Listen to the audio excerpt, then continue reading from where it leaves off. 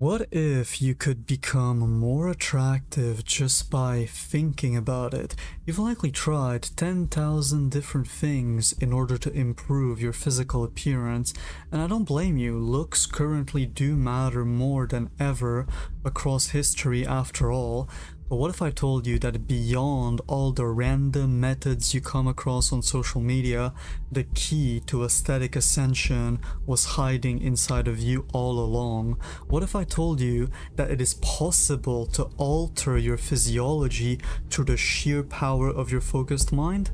Sounds crazy? Unbelievable perhaps? Well, keep watching, because in this video we will be uncovering exactly how the mind-body connection works and how to apply it to your own self-maxing journey. Let me tell you a little secret. You are already doing it. Your thoughts, ever since you began existing, have been affecting your physical development. Don't believe me? There are a plethora of studies which have confirmed that a person's outlook on life, and more specifically the relationship with the concept of aging, has a significant impact on their longevity, health, and appearance. The people who viewed aging as a negative thing and who let that concept limitate them lived shorter lives, and those who viewed it from a positive light and didn't let it restrict them experienced superior longevity and health outcomes. Needless to say, all other variables were of course controlled for. This might make sense to you intuitively, as I'm sure you know many miserable individuals who seem to wear it on their face, almost like their facial structure, aging, wrinkles, default expressions, etc. end up matching the trauma that they carry with them into their later lives. This is a huge part of physiognomy that is often overlooked. When you think about it, stress, which is responsible for aging and much of physical breakdown, is a matter of perspective. It is primarily induced by one's perception of things as opposed to objective reality, if there is even such a thing. If the mind can have a significant impact on the complex process of aging, it leaves the door to many possibilities, especially considering that this is a passive process. In 1979, there was one study in particular called Counterclockwise, in which this hypothesis was tested through active measures. One group of elderly people were sent to a retreat and told to act as if they were living 20 years ago, aka in 1959.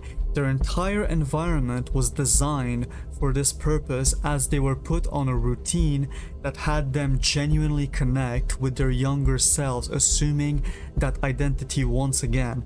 It was some kind of retroactive make-believe, you could say.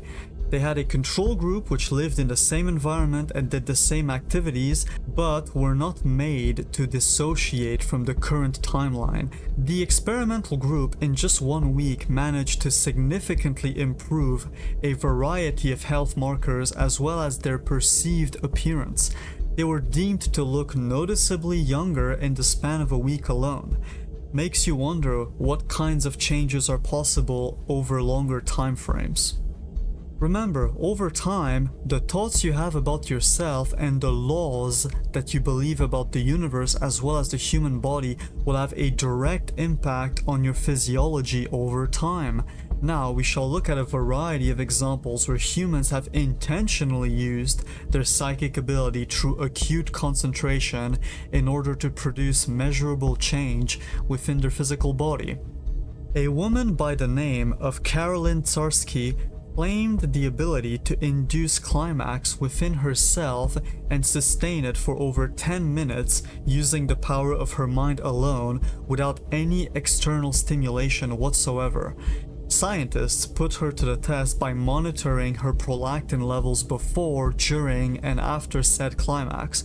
Prolactin being a hormone released in abundance during and after this process, it would confirm whether her ability is real or just an act. Sure enough, her hormonal activity matched the 10-minute mind-induced climax. Needless to say, this is an extremely powerful physiological response in her body which drastically alters your hormonal balance, which, as we know, is a huge contributor to how a person feels and looks. In fact, this gets a little crazier because some masters of this technique are able to induce it in other people without touch. A skeptical Danish scientific institute decided to put a tantric healer to the test by having a woman's body monitored while deprived of her senses to not be able to know when she is being influenced and by who specifically. This makes sure that it's not her doing it to herself at specific times.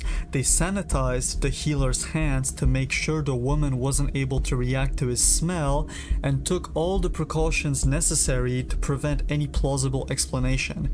They had the healer switch with a regular person who tried imitating his movements, and each time there was a clear difference both visually and physiologically. The scientists were so dumbfounded that they tried this experiment in multiple different ways simply to arrive at the conclusion that whatever they were witnessing was impossible to explain by modern science. The thing about science, however, is that it's not just finite. There are many phenomena currently unexplainable just because the technology hasn't caught up yet. The same way that what we know now wasn't necessarily false 100 years ago just because we didn't have the technology to perceive it yet. As we go through this video, I want you to take to heart the fact that the human mind is an incredibly powerful tool which can transmute energy into all sorts of things it decides to put emotionally charged focus on.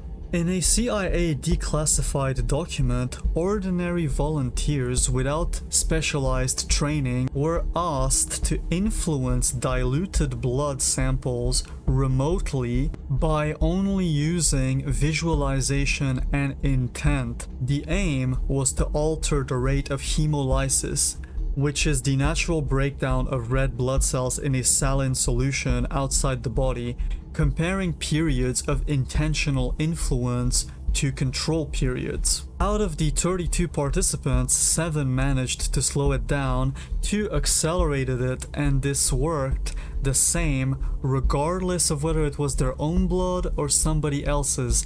It was concluded that even regular people can make use of their intent to impact exogenous biological processes under controlled conditions. Tibetan monks were able to use the same focused intent to regulate their body temperature. They were monitored by scientists once again as they performed a unique style of meditation where they dip towels in cold water and wrap themselves in them. Any normal human's body temperature would collapse and their body would start showing visible discomfort. But in this case, not only did the monks remain completely relaxed and still, but their body temperature actually increased. You might have heard of Wim Hof before. Well, many of his breathing techniques to achieve immunity to the cold have been inspired by those exact ancient traditions. The breathing in this case is nothing more than a way to focus oneself in the present moment and transmute energy according to will. Another case study had 40 subjects with warts on their hands and feet assigned to multiple different treatments: salicylic acid, a placebo, and a hypnotic suggestion, with a no treatment control group. After 6 weeks, only the hypnotic group showed a significant reduction in warts. In comparison to the control group, the persisted assumption was more powerful than treatments which were thought to work as well. Think about that. You can find much more evidence of hypnosis altering somebody's physical state. It has been used as a substitute for anesthesia in patients, overall pain relief, skin conditions, wound healing, immune system support, gut health disorders, weight loss, heart health, sleep enhancement, hormonal regulation, fertility, and even autoimmune disorders, notably alopecia areata. One of the most fascinating displays of the power of the mind is something called pseudocyesis. This is when women genuinely believe from the bottom of their hearts that they are pregnant and therefore develop all the symptoms of pregnancy, such as their period stopping, their belly swelling, fake contractions, weight gains, hormonal changes, etc. This can sometimes occur due to a faulty pregnancy test. Their entire body mobilizes itself to match the strong persisted assumption at hand. Needless to say, this is a case of extreme physical alteration induced by the mind alone. Now, you likely already understand the placebo effect, the whole concept of a fake medicine, treatment, or any kind of action presented as effective, usually by an authority, causing predictable improvements due to the sheer emotional conviction of the person being treated. This is a widely studied phenomenon, but many people use this concept as a way to disparage methods they don't believe in, if they seem to work. It's just placebo, bro, stop coping. But if you've made it this far, you've likely understood the idea that this can be used to one's advantage. Yeah, I'm telling you to be placebo-maxing. The more emotional conviction you hold, the better results you get. We will talk about how to leverage this for aesthetic purposes soon, but before that, we must dive into how this actually works inside of the body. For that, we must understand biology from a different perspective. Your cells are living, intelligent, adaptable entities that respond upon bioelectrical signals generated by your brain. Many of those processes are pre-installed programs to ensure adequate function, but your perception can influence those bioelectrical signals, causing your cells to respond differently and express different outcomes. This is how many of the previous examples were able to alter their physiology. If your cells didn't possess independent intelligence, then they wouldn't be able to carry tasks from inputs of desire from your brain. The same cell can carry different tasks depending on what the central intelligence needs at a given time.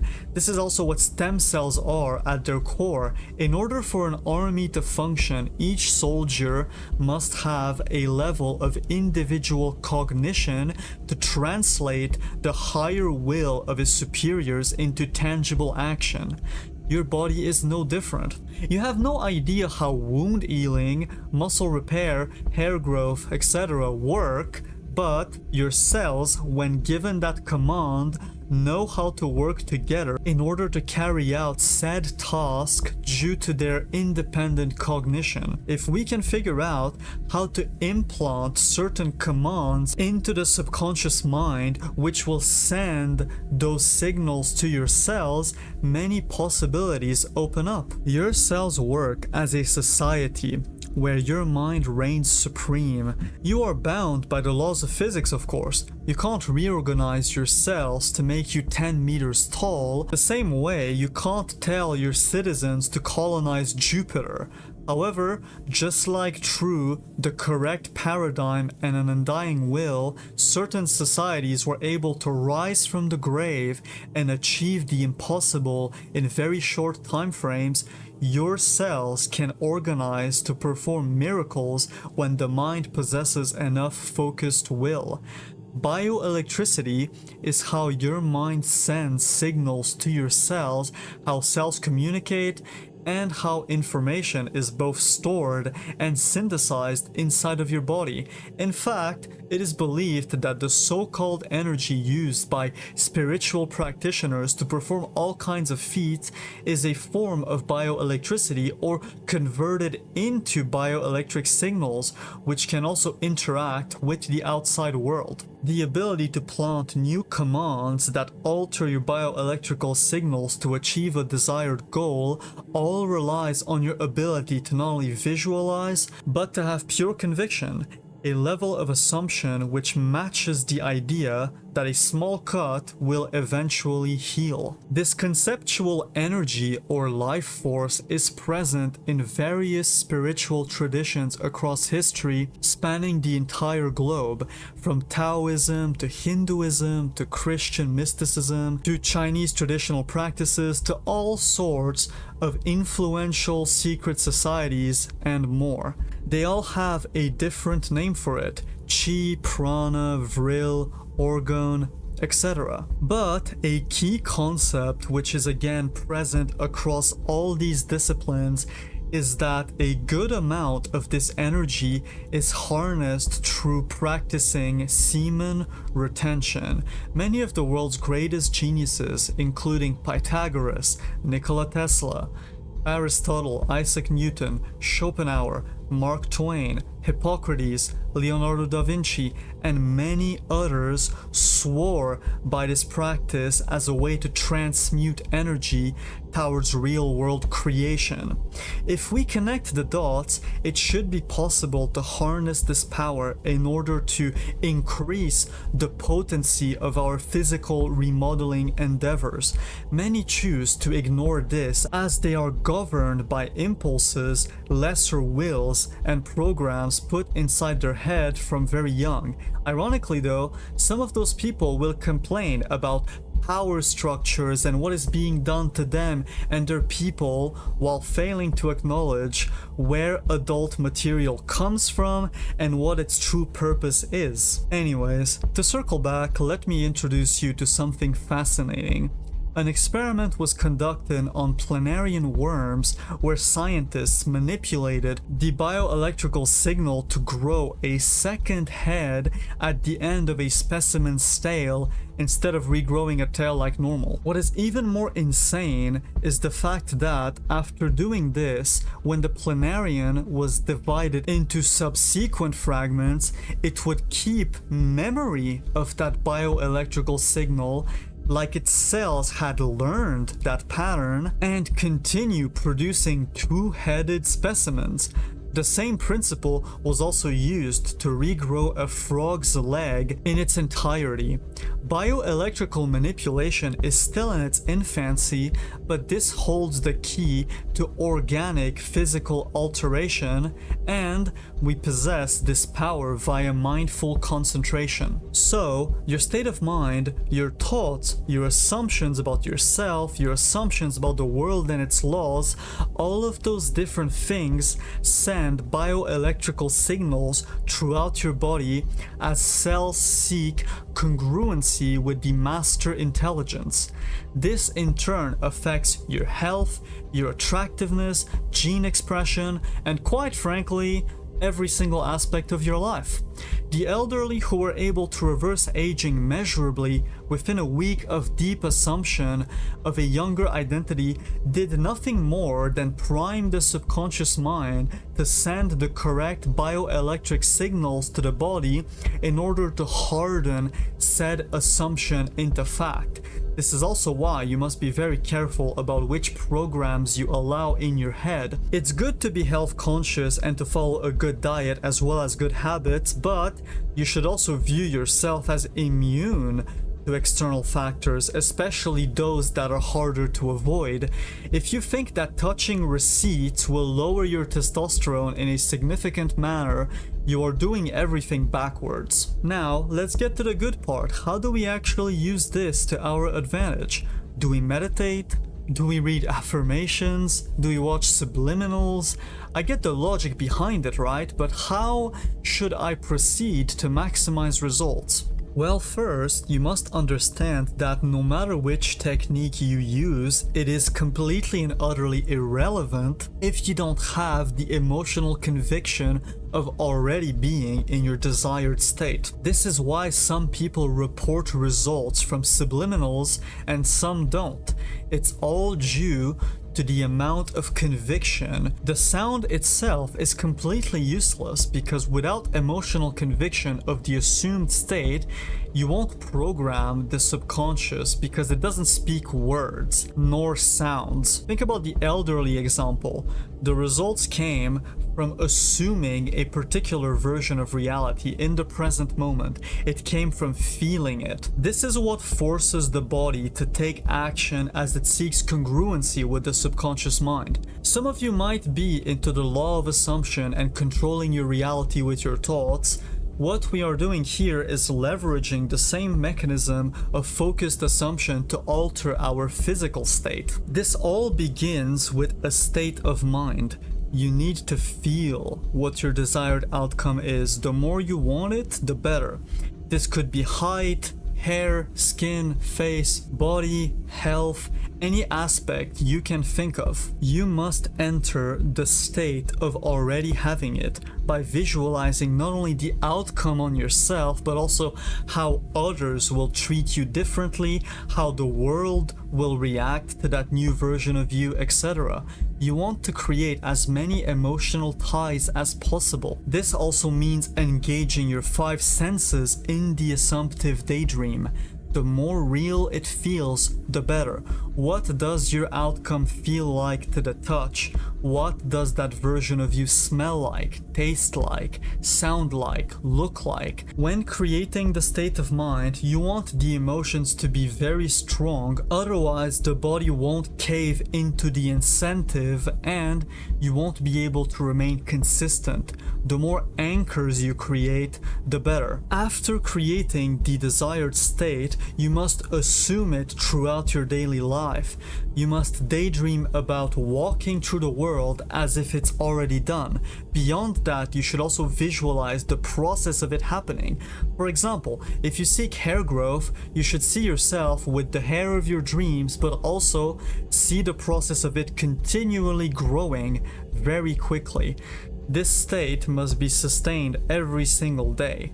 You will notice after some time that you don't feel so strongly about the desire anymore, that it has become somewhat casual. That is a good thing. This means your mind has taken that assumption to heart and you now subconsciously think you already have it. You still want to keep entering that state on a daily basis, of course, but don't force yourself to feel amazing about it. See it as normal, something you're content with. It is through repetition over time that you get the cells to act upon the bioelectrical signals. These states must be cultivated properly. If you are not good at visualizing, this is your time to get better at it. The more clear as day your vision is, the more real it feels as you are daydreaming, the more it feels like a memory rather than a distant future, the better. Don't just think of the same thing as on day one.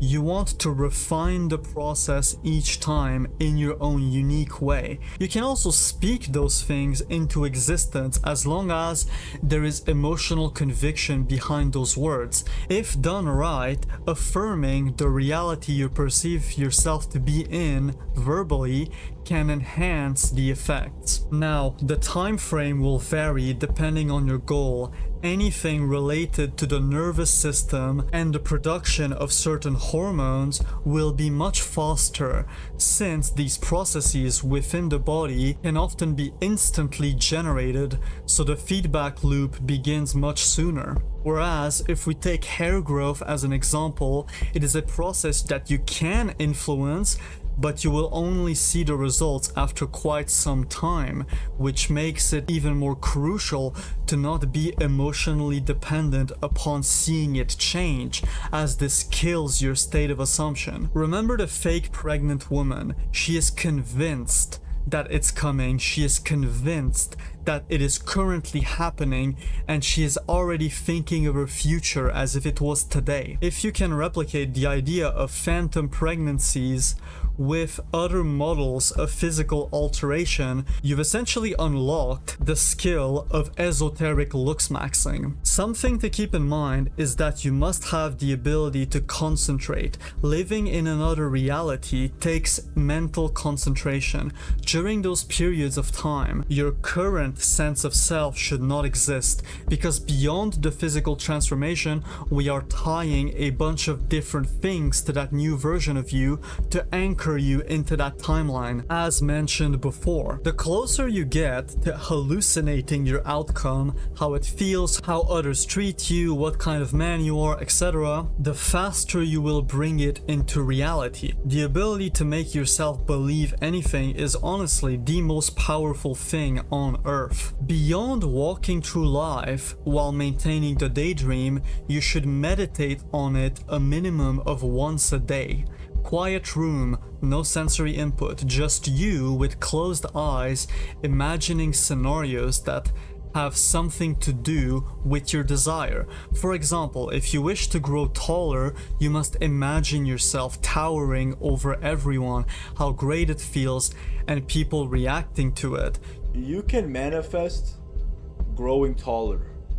This is my most delusional take, and I have guys in my school actually trying this. Dude, I'm not gonna lie, Ashton, I think I did it. Because Yeah, I told same. you that I grew an inch from like 21 to 22, or like an inch and a half. I don't think that was possible through fucking diet, right? I think my belief that the diet was doing it is what actually did it. Because I already visualized what would the tallest version of myself look like? And I felt myself, like, I really visualized and felt myself towering over people. And as soon as I did that shit, bro, within like a week or two, my friends have already started telling me, yo, bro, you feel a bit taller, dude. I don't know what it is. If you look tall, I'm like, damn, bro, this actually works. Bro, I grew like 1.5 inches at 19 with it too. See, dude, I'm telling you guys. You can go into much more sensory detail while meditating, go from these visions to feeling yourself grow further and further. Get better each time at accurately assessing which visions feel the most real to you. A lot of this work will make use of your personal intuition. There is no universal way to visualize.